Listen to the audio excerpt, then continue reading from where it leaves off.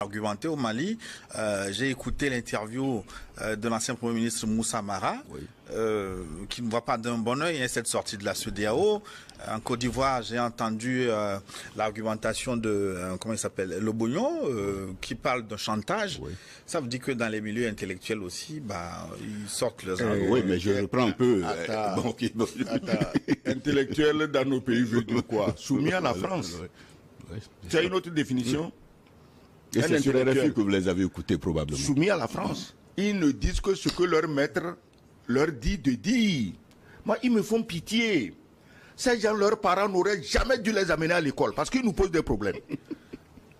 C'est, tu dis, qui Moussa Mara, ancien Premier ministre. Si tu as été Premier ministre d'un pays, ça veut dire que tu as porté tout le poids du pays sur ton dos. Ça veut dire que pendant ce temps, il n'a pas vu la souffrance des populations de son pays. Mais attendez, et vous appelez ça intellectuel? Écoutez, il y a des choses.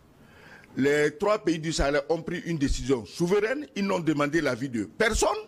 Moussa Mara n'a qu'à attendre. Quand il redeviendra président au Mali, il va le lendemain à l'Élysée sur le perron, comme ils adorent ça, dire bon, et Macron, je suppose, puisque Macron a dit que la limitation de mandat c'est de la foutaise, et comme il est très jeune, dans 25-30 ans, il est président de France, donc Macron, bon, j'étais ramené tes brebis égarées, je les ai rattrapées toutes une à une, j'ai passé la corde au cou, j'étais ramené ça.